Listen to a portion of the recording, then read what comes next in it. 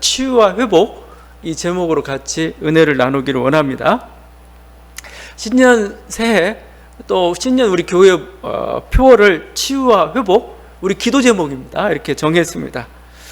우리가 지금 코로나 상황을 맞고 있죠. 그렇지만 이걸 빨리 극복하고 일상성을 좀 회복하자, 그런 마음에서 이렇게 정했습니다. 우리가 개인적으로나 사회적으로나 또 신체적으로나 정신적으로나 아니면 물질적으로나 영적으로 많은 우리들이 어떤 상처를 당하기도 하고 아픔을 가지고 있습니다. 그것들이 금년 한 해에 치유되는, 또 회복되는 그런 역사 있기를 간절히 바랍니다. 그래서 이 제목으로 우리가 정했고, 그 위해서 우리 같이 기도하며 나아갔으면 좋겠습니다. 새해에는 우리가 신축년이라고 하죠. 소띠해입니다. 소띠. 오늘 말씀에서 외양간에서 나온 송아지 같이 뛰리라, 이렇게 말씀하고 있는데, 여러분 한 사람 한 사람 이런 우리의 어떤 무기력과 상처들을 좀 딛고, 질병들을 딛고 좀 이렇게 힘차게 뛰어오르는, 뛰어노는 그런 한 해가 되었으면 좋겠습니다. 그런 은혜가 있기를 바랍니다. 소띠니까 우리 모든 말은 이제 소로 끝내야 됩니다. 소로. 여러분 복 받으소, 복 받으소. 그다음에 행복하소, 번창하소, 그런 은혜가 있기를 간절히 바랍니다. 이렇게 치유와 회복입니다. 코로나로 인해서 뭐 송구영신 예배뿐만 아니고 뭐 신년 축제 그런 것도 다 취소가 좀 되었죠. 해맞이 행사 같은 거. 근데 신년에 첫 떠오르는 태양을 보는 것, 이게 어느 순간에 보면 굉장한 행사가 되었고, 의례적으로 그 꼭 해야 되는 그런 느낌도 들고, 하여튼 중요한 행사가 되었습니다. 동양 서양을 막론하고 이 어떤 그 태양이라는 것은 인간에게서 결정적인 그런 존재입니다. 우리들이 그 예수님은 가난하게 태어나셔서 자기 생일을 몰라요. 생일을 알 정도면 어느 정도 부유한 집안이죠. 근데 12월 25일로 그냥 정해버렸어요, 교회에서. 근데 왜 12월 25일로 정했느냐? 사실은 성탄절은 옛 고대 로마에서는 태양신 축제의 날입니다. 태양신이 요즘으로 따지면 동지입니다.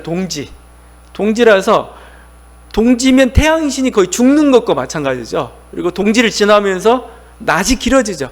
태양신이 다시 살아난다, 그런 의미에서 동지 축제라는 게 굉장히 유명했습니다.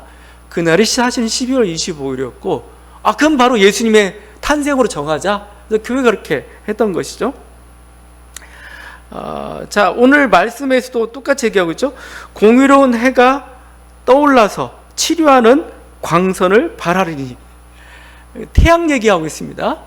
이 태양 얘기하고 있는데, 이게 단순히 수사법이냐, 그냥 막 햇빛이 비쳐가지고 우리가 따뜻하고 그래서 뭔가 질병이 치유되고 회복되고 그런 따뜻함을 보여준 하나의 수사법이냐, 그렇지 않습니다. 제가 아까 태양 얘기를 했지만, 중동에서도 태양은 굉장히 신과 같은 그런 존재로서 추앙을 받았습니다.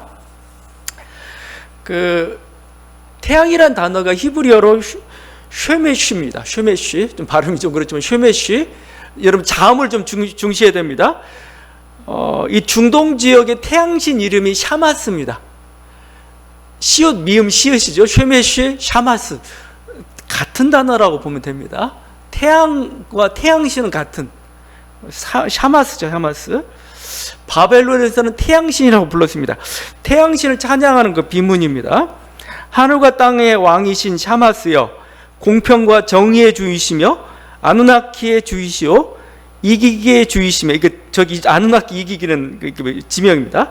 약속을 폐하지 않으시며 명령을 변하지 않으시는 주이시오. 하여튼 뭐 여러 가지 찬양이 이어지고 있는데, 중요한 건 뭐냐면 하늘과 땅이신 샤마스, 태양이여, 공평과 정의의 주이시여, 이렇게 고백하고 있습니다. 샤마스는 생명과 정의의 신입니다. 우리는 이렇게 생각해요. 이걸 뭐 미신이다, 우상이다 하기 전에 중동 지역에 있는 사람들이 더듬 하나님을 찾았는데, 여호와 하나님을 더듬어서 찾은 모습이 바로 이 모습이었던 거죠. 근데 역설적으로 하나님이 어떤 분인가를 오히려 이 태양신의 모습을 통해서 잘 보여주고 있습니다. 아침에 태양이 떠오르죠. 아침에 태양이 떠오르는데 현대인들은 태양이 떠오르면 뭐예요? 아, 그냥 하루가 밝았네 이렇게 생각을 하죠. 그런데 중동에서는 태양이 떠오르면서 그 광선이 쫙 만물을 딱 비출 때 어떤 생각을 했냐면은 만물이 다시 소생한다라고 생각을 했습니다. 만물이 다시 살아난다 이런 생각을 했어요. 이렇게 찬양을 했고, 그래서 태양이 딱 떠오르는 순간 뭐예요? 태양으로부터 막 광선이 쫙 비치죠. 그걸 받고 생명이 다시 소생한다는 겁니다. 좀 더 나아가서는 사회적으로는 뭐예요? 불의와 어떤 불공평 이런 것 때문에 사회가 어그러지고 망가졌습니다. 근데 뭐죠? 태양이 다시 뜨면서 이 태양을 그래서 정의와 공평의 태양, 분명히 얘기했죠. 여기 공평과 정의의 주이시며 이렇게 얘기하고 있죠. 그러면서 회복되는 것으로, 저는 마치 이걸 이렇게 지금 이 용어가 가장 정확한 것 같습니다. 여러분 스마트폰이 있어요. 스마트폰이 있는데 스마트폰에 여러분 앱도 깔고 뭐뭐뭐 하다고 막 용량도 많아지고 막 버벅대고 막 그렇습니다. 그때 좋은 방법이 하나가 있어요. 그걸 아주 다시 원상태로 돌리는 방법이 초기화하는 겁니다. 초기화. 공장 값으로 다시 초기화하면 뭐요? 원래 값 세팅이 되는 거죠. 마치 그거예요. 태양이 우뚝 솟아오르는데 태양이 떠오를 때 뭐예요? 그들은 뭐예요? 바로 창조의 첫날이 다시 시작되는 것으로, 그동안 어긋났던 것, 그 다음 망가졌던 것, 부서졌던 것, 그것들이 다시 원래대로 돌아가면서 다시 생명을 소생하고 사회적 관계 속에 일어났던 모든 불평등도 다시 평등하게 이루어지는 그것을 연상했던 겁니다. 오늘 하나님께서 새해, 우리가 새해라고 하죠. 새해를 주셨습니다. 새로운 태양이죠. 뭐 한 해라고 할 수도 있겠지만 해잖아요. 해. 그냥 일단 새로운 태양을 여러분에게 허락해 주셨고, 새 인생을 여러분에게 지금 또 새 생명을 지금 불어넣으신 겁니다. 그래서 1년이라는 시간을 그냥 지난주에 떠올랐던 태양, 다른 태양입니다. 여러분이 이 태양을 통해서 여러분에게 새 생명을 주고 새로운 인생을 펼쳐가는 그런 하나님의 1년이 시작됐다, 우리의 인생 1년이 시작됐다, 이렇게 생각할 수 있기를 바랍니다. 특별히 오늘 말씀에서는 뭐요? 이 돋는 해의 광선을 너에게 발하리라, 비치리라. 치료의 광선이죠. 바로 생명을 회복시키고 정의가 회복되는 것, 그 일을 이루는 것, 그 약속을 지금 주고 계시고 있고, 우리 한 해 동안에 바로 이런 일이 일어나기를 좀 기도해야 되겠습니다. 창조의 처음으로 리셋되듯이 우리 신체 질병이 있으면 다시 건강한 생명으로, 우리 물질적으로 질병이 있는 것이 가장 어떻게 보면 우리들이 치유할 때 가장 먼저 떠올라야 될 거 아니겠습니까? 그처럼 신체 질병이 있으면 다시 건강한 생명으로 돌아가는 것, 이게 치유의 은혜입니다. 자연 만물이 억압과 착취에서 벗어나서 각자의 영역에서 자기 삶의 풍성함들을 누리는 것, 이게 바로 돋는 해를 통해서 우리에게 주시고자 하는 하나님의 은혜인 거죠. 우리 마음에 맺혔던 어떤 한이나 인간관계에서 빚어졌던 갈등이 풀어지는 어떤 그런 치유와 회복, 이게 하나님께서 주시고자 하는 그런 은혜입니다. 사회적으로 구조적으로 불평등과 불의가 이렇게 만연하고 그랬는데 이제 정의롭게 되는 것, 평평하게 되는 것, 가정이나 민족이 무기력한 가운데 있는데 뭔가 억압에 매여 있었는데 송아지처럼 자유롭게 되는 것, 이게 하나님께서 말라기서를 통해서 이스라엘에게 베풀는 은혜이고, 또 우리 민족을 향해서, 또 우리 교회를 향해서 베풀고자 하는 은혜이고, 또 이것을 우리는 그 은혜를 놓고 우리가 기도하기를 원하는 거죠. 무엇보다 금년 한 해 우리의 간절한 기도는 다른 게 아니죠. 다른 게 없죠. 바로 코로나로부터 벗어나서 일상성을 회복하는 것, 이게 우리들이 간절한 기도입니다. 그래서 백신도 치료돼도 개발이 되고 잘 작용을 해가지고 우리 다시 예전 일상성을 회복하는 거, 우리는 그걸 놓고 계속해서 기도해야 될 것입니다. 하나님께서 의료진에게 또 연구자들에게 지혜의 영을 주셔서 이런 일이 속히 일어나기를, 조속히 일어나기를 우리 계속 기도해야 될 것입니다. 이것 외에도 우리 안에 뭔가 질병이 있다든가 뭔가 아픔이 있다든가 뭔가 상처가 있다면 정말 치유되고 건강해지는 그런 한 해가 되기를 간절히 바랍니다. 막 치료의 광선이 막 우리 몸을 구석구석 비춰가지고 우리 몸 안에 있는 모든 질병들, 바이러스들 다 녹이고 불태우고 새롭게 하는 그런 일들이 우리 몸에서, 우리 가정에서, 우리 민족에서 일어나게 간절히 바랍니다. 어떻게 보면 치유와 회복이라는 것은 전적으로 그런 점에서 보면 하나님의 은혜죠. 우리가 목표로 정했지만 우리가 할 수 있는 건 사실은 별로 없을 것 같아요. 단지 우리는 기도하고 하나님의 은혜를 바라는 게 바랄 수밖에 없는 그런 우리의 모습이죠. 그러나 우리가 이렇게 어떤 그 현실이랄지 뭐 이런 것들은 우리가 바꿀 수 없죠. 상황이나 어떤 뭔가 이렇게 불가항력적인 사태, 예를 들면 뭐 바이러스 싫어, 없애주세요. 물론 기도는 할 수 있겠지만 없앨 수는 없어요. 실제 그건 여러 가지 어떤 정말 과학적인 과정들을 통해 가지고 결국은 언젠가는 없어지겠지만, 언젠가는 극복할 수 있겠지만, 그건 우리가 어떻게 한다고 해서, 마음 먹는다고 해서 될 수 있는 게 아니죠. 그 대신 이런 생각을 해봅니다. 우리가 선택할 수 있는 게 있어요.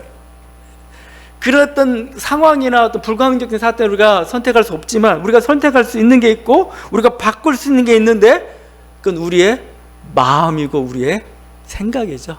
우리의 마음과 생각. 여러분 안에 있잖아요. 여러분 컨트롤할 수 있잖아요.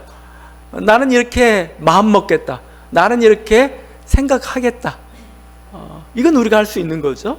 우리는 이걸 통해서 사실은 극복할 수도 있는 겁니다. 이런 게 있죠. 뭐 피할 수 없으면 즐겨라, 이런 말이 있어요. 피할 수 없으면 즐겨라. 어차피 당해야 될 거고 어차피 어떻게든 사라지지 않을 거라면 그 상황을 즐기는 법을 좀 배워야 됩니다. 그게 뭐예요? 감사죠. 감사. 우리들 계속 얘기하는 게 왜 감사하란 말을 하겠습니까? 사실은 가장 실제적인 거예요. 가장 우리들이 할 수 있는 거예요. 가장. 그렇지만 그 힘이란 건 더 굉장히 놀라운 거죠. 왜냐하면 우리들에게 질병과 맞서 싸울 수 있는 저항력을 주기 때문에 그런 거죠. 막 우리가 원수가 문제가 해결되기까지, 박멸되기까지 막 기다린 다음에 우리는 뭐요? 항상 내년, 내일 그런 인생이 될 겁니다. 내년이면, 내일이면. 근데 그날은 결국 맞지 못하다고 결국 우리 어느 순간에 스스로 지쳐버리죠. 스스로 좌절하고 말고 그러고도 할 건데, 우리가 스스로 이렇게 나가 떨어져 버리는 그런 인생이 될 수도 있습니다. 그래서 어떻게 보면은 문제나 그거 앞에서 그것을 인정하는 것도 하나의 방법 같아요. 그냥 얘는 있구나. 얘는 뭐요? 그냥 제가 일전에 얘기했던 것 같은데, 암과 싸우지 말고 친구가 되라, 그런 게 있어요. 암이라는 걸 내가 그냥 다 뽑아내고 수술해 버렸으면 좋겠는데, 그렇지 않고 얘가 어느 순간에 숨어 있으면서 막 끊임없이 나를 괴롭게 만들어요. 그래서 나는 막 그 모든 신경을 곤두세워 가지고 얘를 어떻게 하면 없앨까? 얘가 없애, 난 살아. 근데 그 싸움이 끝이 없는 거죠. 그다음 어느 순간에 지쳐버리기도 하고, 어느 순간 이 힘이 더 강해질 땐 갑자기 좌절해 버립니다. 그러지 말고 친구가 되라는 거야. 친구가 그냥 평생 동안 동반할 그런 친구처럼. 여러분, 하나님도 사탄을 완전히 제거하지 못했어요. 하나님도 거룩하신 하나님이, 빛 중에 빛이신 하나님이 사탄이 얼마나 거추장스럽겠어요. 흠처럼 보이고 오점처럼 보이는데 하나님도 끌어안고 가고 있어요. 그냥 끌어안고 마지막 날, 심판날까지. 하나님도 그런데 우리들이 또 어떻게 다 원수를 다 제거하겠어요? 문제를 다 제거할 수 있겠습니까? 그냥 우린 그러려니 하면서 같이 공존하는 법, 또 어떨 때는 감사로 이기는 법, 어떨 때는 뭐죠? 이 완전한 승리가 아니고 작은 승리에 감사하는 법들을 배우는 게 좀 필요할 때가 있습니다. 내가 저 사람을, 저 문제를 완전히 거꾸로 들이지 못했습니다. 거꾸로 들이지 못했지만 뭐요? 작은 승리를 거뒀을 때, 작은 승리. 그게 어떤 자기 조그만 습관이든 뭔가 모든 행동이든 뭔가 어떤 과정이든 거기서 조그만 스텝으로 내가 죄를 이겼어, 죄 싸움에 승리했어. 그러면 그걸 축하하고 기뻐하십시오. 기뻐하고 감사하십시오. 우리는 그렇게 그런 법들을 배워야 되지. 그렇지 않으면은 결국은 우리는 뭐요? 이 싸움을 이겨낼 수가 없어요. 그럴 뿐만 아니라 우리는 상처받고 우리는 뭐요? 이렇게 계속 공격당하고 있다고 생각하고 있는데 이게 보이지 않는 가운데서 쌓이는 게 있어요. 다져지는 게 있습니다. 우리 뭐죠? 그 진주 비유를 많이 여러분 알고 있지 않습니까? 그 진주라는 게 결국 뭐예요? 그냥 진주가 만들어지는 게 아니고 조개 안에 뭔가 이물질이 들어오죠. 그러면 그 이물질이 자기 몸을 찌르고 아프죠. 막 그러니까 뭐예요? 이물질로부터 자기를 보호하기 위해서 막 쌓여. 진주층이라는 걸 막 호르몬을 막 분비합니다. 막 해가지고 물질을 분비해가지고 그걸 막 쌓여. 그래서 생긴 그 진주라는 거잖아요. 아픔만 바라보면은 다 상실하는 것 같지만 아픔 가운데서 뭔가 회복되는 게 있습니다. 이루어지는 게 있습니다. 우리는 그걸 좀 볼 수 있어야 됩니다.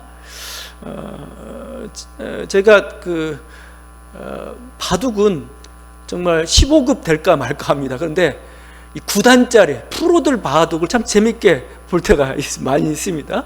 뭔지 모르겠는데 참 재밌어요. 막 보면은 한쪽이 막 공격을 합니다. 나는 막 당해요. 당하는 것 같아가지고 막 보다 보면은 결국 이쪽은 공격했고 이쪽은 당했기 때문에 일방적으로 끝날 것 같잖아요. 근데 그렇지가 않아요. 이쪽은 공격한 대신 이쪽은 방어하면서 수비를, 자기 성을 굉장히 견고하게 다시 다져갑니다. 나중에 보면 별 차이가 안 나요. 그래?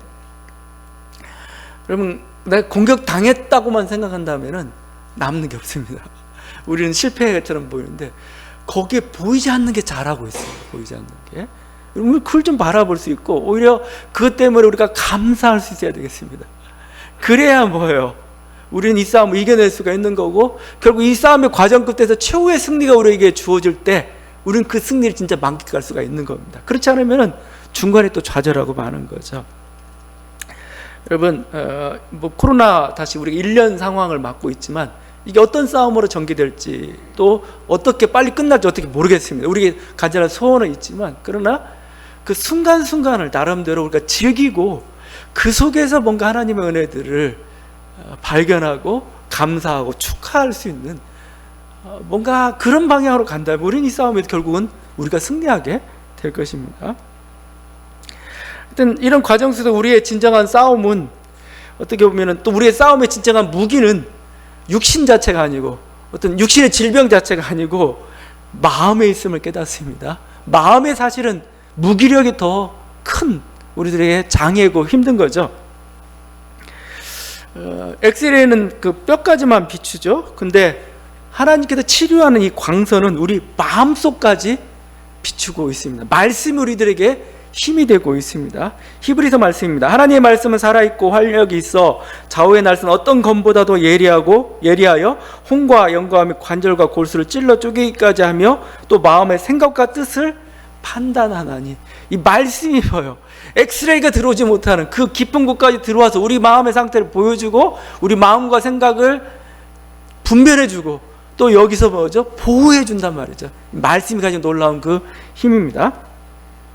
빌립보서 말씀입니다. 아무것도 염려하지 말고 다만 모든 일에 기도와 간구로 너희 구할 것을 감사함을 하나님께 아뢰라. 그리하면 모든 지각에 뛰어난 하나님의 평강이 그리스도 예수 안에서 너희 마음과 생각을 지키시리라. 그렇죠? 이 싸움을 내가 의지로만 한다면 우리는 못해요. 그렇지만 우리 앞에는 뭐가 있어요? 말씀이 있습니다. 우리에게는 말씀 자체가 힘이에요. 우리에게는 기도의 힘이 있습니다. 기도에 우리가 이런 하나님의 말씀을 들고 또 우리가 하나님께 기도하며 나아갈 때 하나님의 영이 임해가지고 우리 마음과 생각을 지키시고 우리가 이 마음과 생각 속에 여기서 감사가 넘치게 만들고 지혜가 나오게 만들고 또 우리를 통해서 더욱더 인내할 수 힘들을 주시고 그렇다는 겁니다. 여러분, 그래서 이 과정을 통해서 우리들이 당하고 있는 여러 가지 질병들 이겨내고 승리하는 저와 여러분 됐으면 좋겠습니다. 두 번째 볼 게 사회적 질병입니다. 우리들이 좀 치유를 받아야 될 것, 회복되어야 될 것은 사회적 병이라는 겁니다. 사실 여기 치료의 광선을 바란다라고 표현했죠. 치료의 광선을 바라는 그 태양 태양의 이름이 있습니다. 태양의 이름이. 거기 의로운 태양이라고 표현해요. 의로운 태양. 정의로운 태양입니다. 개역 개정은 공의로운 태양이라고 이렇게 얘기하고 있죠. 결국 우리 했던 인간의 행복과 불행을 결정하는 건 뭘까? 내 마음, 내 개인의 인생에 뭔가 결실, 삶도 문제가 되겠지만 사회 구조 자체가 사실은 우리들에게 인생의 행복과 불행을 가져다 줄 수가 있다는 거죠. 이게 바뀌지 않으면은, 이게 새롭게 되지 않으면은 뭔가 우리의 질병이라는 것은, 아니 질병이 있더라도 뭐 이게 질병처럼 안 느껴질 수도 있는데, 사회 구조와 이것은 뭐예요? 우리가 자꾸 너는 뭔가 부족하고 너는 자꾸 뭔가 이렇게 안 된다고 자꾸 우리를 몰아가는 경우가 있죠. 이게 사회 구조적인 겁니다. 이 구조가 새롭게 돼야 되는 거죠. 여러분 오늘 읽은 말라기 4장 2절 앞뒤를 싸고 있는 그 말씀들 한번 보세요. 4장 1절입니다. 만군의 여호와가 이르노라, 보라 영광로 불같은 날이 이르르니 교만한 자와 악을 행하는 자는 다 지푸라기 같을 것이라. 그 이르는 날에 그들을 살라 그 뿌리와 가지를 남기지 아니할 것이로되. 3절 말씀이죠. 너희가 악인을 밟을 것이니 그들이 내가 정한 날에 너희 발바닥 밑에 재화 같으리라. 만군의 여호와의 말이니라. 여기 선과 악이 나옵니다. 항상 1절에서 선과, 2절에 3절에서 선과 악이에요. 그래서 이 치료하는 광선이라는 것은 단순히 그냥 우리의 질병을 좀 떠나서 사회적 질병을 치료하는 그런 광선임을 알 수가 있죠. 교만한 자, 악인들, 성경에서 이들을 가난한 자와 약자들을 짓밟는 세력 이렇게 표현합니다. 그게 정체가 잘 나타나 있는데 말라기 3장 5절에 이렇게 표현해요. 그 악인들이 누구냐? 점치는 자, 간음하는 자, 거짓 맹세하는 자. 자, 이게 더 중요한데, 품꾼의 싹에 대하여 억울하게 하며 과부와 고아를 압제하며 나그네를 억울하게 하며 나를 경외하지 아니한 자들이라. 아주 꼭 집어서 얘기하고 있죠. 가장 중요한 문제가 보여. 여기 품꾼의 삭에 대하여 억울하게 하며 과부와 고아를 압제하며 나그네를 억울하게 하며 나를 경외하지 아니하며, 이렇게 되어 있습니다. 사회적 불의에 편성한 자들, 불의를 야기시키는 자들이 하나님의 주된 관심의 대상이에요. 이들이 심판을 받고 하나님의 의가 세워지는 것, 이게 바로 어떻게, 그리고 우리가 사회적 치유라고 할 수가 있죠. 사회적 회복이고, 이게 우리의 행복을, 우리 생명을 결정한다는 겁니다. 우리 사회 구석구석에 이 치료의 광선이 비추져서 모든 어둠과 거짓과 탐욕과 불의가 다 불태워지는 그런 일들이 있길 간절히 바랍니다. 여러 가지 보니까 우리 작년 한 해 동안에 또 금년 보면서 가장 문제가 된 여러 가지 불의들이 뭘까? 여러 가지 불의들이 있는데 그 중에서 언론이 저는 굉장히 큰 불의의 세력이 되고 있는 것 같아요. 금년 한 해 언론이 좀 정의롭기를 바랍니다. 약자를 생각하고 진실을 보도하고 그런 민족을 생각하는 민족의 언론으로 조금 거듭나는 그런 한 해가 좀 되었으면 좋겠습니다. 이 혀라는 것은 얼마나 방자한지 모르겠어요. 제가 생각하는데 아무리 좋고 잘 나가도 우리가 항상 입으로 보여. 안 된다, 나쁘다 하게 되면 정말 나쁘게 돼버려요. 이게. 그러니까 아무리 잘 못 돼도 보여. 잘 된다, 우리 하나다 하게 되면 그냥 그걸 받아들일 수가 있습니다. 말이라는 게 굉장히 무서운데 언론이라는 게 바로 그런 힘들을 발휘하고 있어요. 막 민족 공동체를 분열로 이끌고 온갖 저주와 험담과 여기에 양산지가 바로 이곳이에요. 이게 좀 바르게 되는 것, 굉장히 중요한 그 정의라고 생각합니다. 뭐 검찰 권력은 뭐 지난 한 해 동안 몇 년 동안 우리가 계속 보아왔던 바이죠. 기회가 주어졌습니다. 국민들이 그런 기회를 지금 마련해 주고 있음에도 불구하고 여전히 검찰 권력은 회개할 줄 모르죠. 국민이 위임해준 이 권력을 자꾸 자기 이해를 위해서만 쓴다면은 그건 뭐 해체의 길밖에 없는 것 같아요. 더 이상 있을 필요가 없는 거죠. 그건 이건 누구를 지지하고 안 지지하고 그런 문제를 떠나서 검찰 권력이 가지고 있는 이런 어떤 그야말로 자기 기득권이랄지 이해에 충실한 이 모습, 사실은 이게 우리 백성들, 민중들 한 사람 한 사람들 사실 영향을 미치고 있거든요. 이게 이런 불의가 온전히 되기를 바라고, 사법 권력은 이제 드디어 사법 권력의 모습들도 이제 그 발톱을 좀 드러내기 시작한 느낌이 들어요. 사법 권력은 이제 그 교만함을 좀 내려놓았으면 좋겠습니다. 국민이 위임한 법입니다. 그리고 양심과 또 법의 기준도 있지만 중요한 건 인권에 따라서 모든 걸 다 판단이 이루어져야 되는데 결국은 자신들의 이해관계에 따라 판단하고 또 기분 나쁘게 마치 그러면서 자기가 신처럼 행세를 해요. 신의 대리자처럼 자신의 이해관계에 따라서 판단해놓고 마치 모든 진실의 최후의 뭔가 판단자인 마냥 그런 모습이 저는 교만이라고 봅니다. 좀 겸손해졌으면 좋겠습니다. 사법이나 어떤 이런 재판상의 범죄는 죄는 성경에서 굉장히 무겁게 대하는 그런 판단을 그런 죄 중에 하나죠. 결국 이런 과정을 통해서 우리 민족이 좀 회복되는데 뭐가 회복되냐면 공동체성이 좀 회복되는 그 과정. 정의는 항상 불평등의 문제와 관련되어 있습니다. 근데 불평등을 통해서 결국 불평등을 해결함으로써 이루고자 하는 게 뭘까? 공동체성입니다. 공동체성. 그러니까 성경에서 항상 그렇게 얘기하죠. 소수와 약자를 중요시 여겨라. 그게 이제 객과 고와 과부로 나오고 있습니다. 그러면 왜 하나님은 그렇게 보는 건가? 하나님은 이스라엘 하나의 가족 공동체로 봐요. 근데 가족 공동체인데 가족들 성원들은 다 잘 먹고 굶주려 잘 살고 있는데 제일 막내 아니면 제일 약한 이 사람은 그냥 방치되어 있고 뭔가 차별받고 있고 뭔가 그냥 굶주리고 있다. 그러면 지나가는 사람도 욕하죠. 저 가족은 뭐야? 하나님의 마음이 그렇습니다.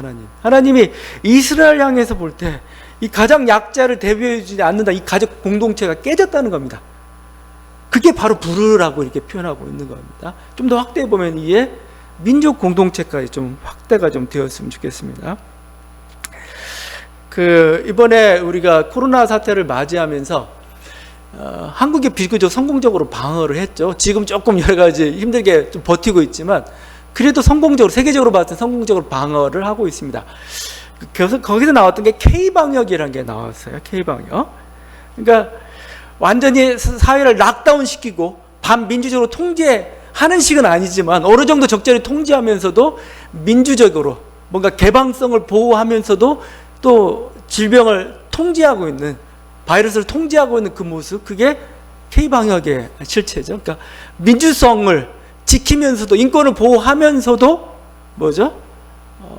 그러면 적절히 질병을 통제하고 있는 양극단에 있는 게 이제 사회주의권 국가죠. 중국이나 물론 대만 아니지만 대만이나 뉴질랜드처럼 완전히 락다운을 시켜가지고 완전히 봉쇄시키는 방법, 그것도 하나의 좋은 방법이 거기서 이제 민주성을 개인의 자유를 좀 희생을 해야 되는 겁니다. 반면에 서구 사회는 개인의 자유를 주장하다가 결국은 통제불능의 상태까지 가버렸던 거죠. 근데 K방역이 그 두 마리를 잡으면서 잘 가고 있다는 거죠. 근데 실제 그래요. 여러 가지 우리 사회 속에서 우리가 통제하지 않아요. 우리는 지금 교회로부터 시작해가지고 소종파, 이단 집단들이 정부의 명령을 거의 가지고 집단으로 모여서 거기서 양산되는 그런 모습도 경험을 했고, 또 태극기 부대처럼 정말 열린 사회의 적들처럼 반정부적 모습을 나면서 나가는 그런 어떤 모습도 그대로 방치하면서도 질병을 통제할 수 있는 힘을 가지고 있다는 거죠. 그게 저는 굉장히 크다고 봅니다. 굉장히 위기의 순간이었는데도 불구하고 이럴 수도 있죠. 니네 다 때려잡아. 그리고 질병 이게 아니고 그냥 그들 목소리로 그냥 나오고 있어요. 나오고 있으면서 불구하고 어느 정도 질병을 통제하고 있다는 거죠. 자, 그러면서 이제 그 비결이 뭘까가 논문이 있었습니다. 이게 논문이라고 보겠는데 설문조사를 통해 가지고 논문이 나온 게 있었는데 이렇게 얘기했습니다. K방역의 성공을 공동체 지향적 개인주의란 말을 썼습니다. 아니면 민주적 시민성이란 말을 썼어요. 민주적 시민성이 뭐냐면 이겁니다. 자유로운 개인인 동시에 공동체에 기여하는 좋은 시민. 사실은 개인성하고 공동체성 사실 다른 길이죠. 서로 반대되는 길인데도 불구하고 그 둘이 조화를 이루는 선상, 우린 그걸 저는 찾아가야 된다고 봐요. 개인의 자유와 그걸 개인의 어떤 사상부터 시작해서 그걸 우리는 억압할 수 없죠. 개인이 뭔가 여행할 자유도 필요하고 막 그런 거죠. 그렇지만 뭐요? 공동체도 중요한 거죠. 왜냐하면 개인이 살려면, 정말 개인의 자유가 보장되려면 좋은 공동체가 있어야 되는 거죠. 자, 그래서 K 방역에 임하는 어떤 한국민들의 여러 가지 설문조사를 통해서 이렇게 얘기합니다. 이 공동체 지향적 개인주의의 모습을. 개인이 자유롭기를 바라지만 좋은 공동체 안에서만 진정으로 자유로운 개인이 가능하다고 믿는다. 보세요. 개인이 자유롭기를 바라지만 좋은 공동체 안에서만 진정으로 자유로운 개인이 가능하다고 믿는다. 그래서 좋은 공동체를 만드는 데 시간과 노력을 들인다. 좋은 공동체를 만드는 데 강하게 의무감을 느끼므로 자신처럼 하지 않는 동료 시민들을 무임승차자라고 싫어하는 성향도 강하다. 이겁니다. 이게 뭔가 공동체에서 너도 책임을 져. 우리 같이 갖고 와야 되지 않겠어. 책임 안 지면 비난도 가는 거죠. 이게 한국 사회에 좀 강하죠. 그래서 설문조사 대표적으로 이런 겁니다. 우리들이 확진되는 거 두려워하는 사람이 다 두려워하죠. 근데 이건 조금 몇 달 전 통계지만 확진될까 두렵다가 64%입니다. 동의가. 그러니까 확진될까 두렵다 했을 때 그렇다라고 얘기한 게 64%. 그런데 이것보다 더 많이 86%가 나온 게 있었습니다. 그 뭐냐면 자신이 확진되는 것보다 주위 사람들에게 피해를 끼칠까 봐 두렵다. 이게 공동체성이라는 겁니다. 공동체성. 내가 걸리는 것보다 내가 걸려가지고 다른 사람에게 피해를 끼치는 게 난 더 두려워. 그렇죠? 이게 바로 여기서 공동체성과 개인성의 조화를 이룬 지점들을 우리가 찾아가야 되는 거죠. 개인의 자유 중요하죠. 그걸 억압해서는 안 되는, 그건 신장에 돼야 되는 겁니다. 그렇지만 그 자유가 보존받기 위해서는 역시 공동체성이 필요해요. 왜냐하면 공동체가 깨지는 그 순간에 뭐예요? 개인의 자유마저도 깨지고 개인의 생명마저도 보존받을 수 없기 때문에 그런 거죠. 교회도 사실은 마찬가지입니다. 교회가 왜 예배를 안 드리고 우리는 뭐 예배 드리는 게 목숨처럼, 아니죠. 이 민족 공동체의 생명을 바라보기 때문에 그런 거죠. 어느 정도 우리들이 손해를 강조하더라도 이 민족 공동체가 완전한 생명 가운데 있기를 오는 그 책임성인 거라고 할 수가 있는 거죠. 이 선상, 이걸 잘 지켜가는 게 이건 그냥 우리가 공화주의라고 할 수 없는 그런 거지만 이게 우리들의 어떤 살 길이고 새로운 어떤 방향이라고 생각을 합니다. 우리 민족의 방향이라고. 저는 공동체성의 회복이라는 거 굉장히 중요한 그 과제라고 보고, 우리가 이런 코로나라는 하나의 전쟁이죠. 작은 전쟁. 적을 보면서 뭐죠? 뭔가 인간 생명의 공동체성을 우리가 깨닫게 되었던 거죠. 그것처럼 우리가 하나의 민족 공동체성을 깨달아가는 과정, 회복돼 가는 과정이 저는 필요하다고 생각합니다. 이런 관점 속에서 부동산 문제도 바라봐야 되는 거죠. 부동산 문제. 내가 잘 먹고 나 그냥 치부할 수 있어요. 그런데 그것 때문에 다른 사람이 집을 장만하기 어렵다면 나는 한 채로 만족하겠어. 이런 거죠. 세금 문제도 그렇죠. 세금 문제도. 내가 법만큼 뭐죠? 같이 나누자 이거죠. 같이 나누자. 가난한 자들 또 그들이 같이 혜택을 좀 누리자 이거죠. 복지 문제도 붙는 거고 통일 문제도 사실은 마찬가지.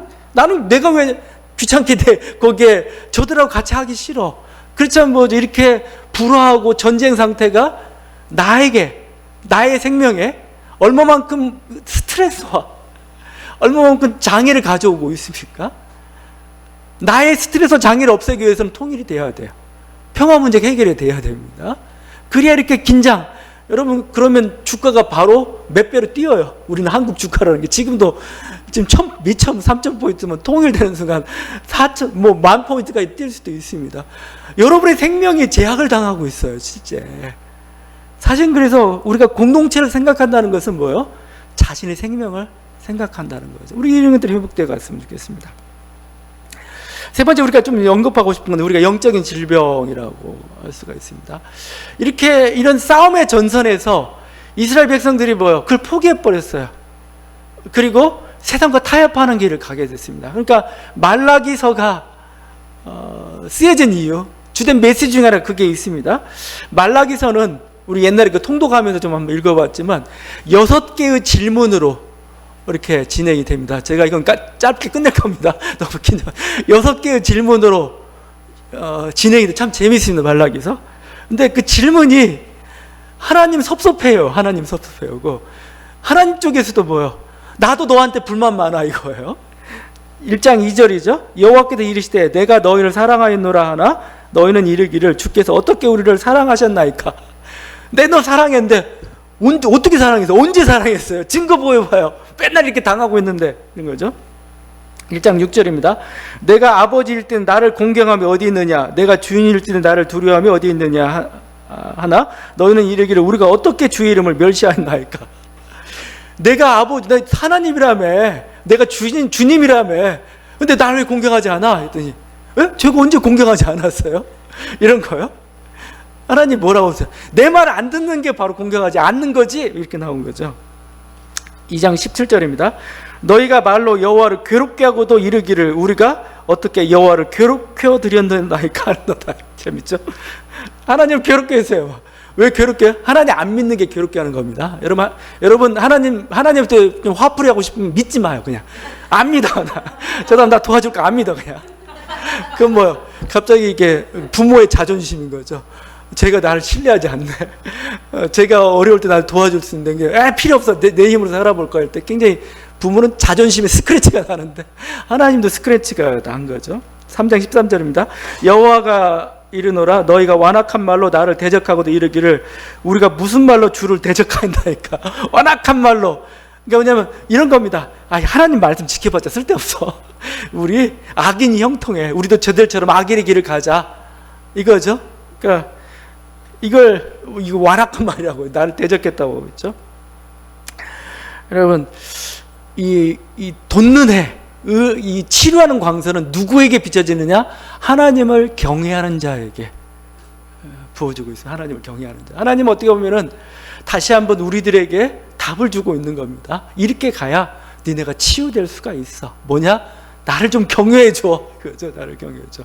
나를 경외해줘야 내가 너를 위해서 싸울 수가 있어. 너희를 그 길로 인도할 수가 있어. 그건 뭐죠? 하나님을 신뢰하는 겁니다. 경외하는 게 뭘까? 하나님을 신뢰하는 거예요. 하나님 믿는 거죠. 저분이 나를 사랑하시고 나를 도와주실 것을 믿는 거죠. 자, 이 믿는다는 게 사실 다른 말이 아니죠. 세상의 다른 유혹에 나는 빠지지 않겠다는 거죠. 세상에 이렇게 해라 저렇게 해라 이렇게 하면 잘 된다 저렇게 하면 아니야. 하나님이 나를 사랑하셔.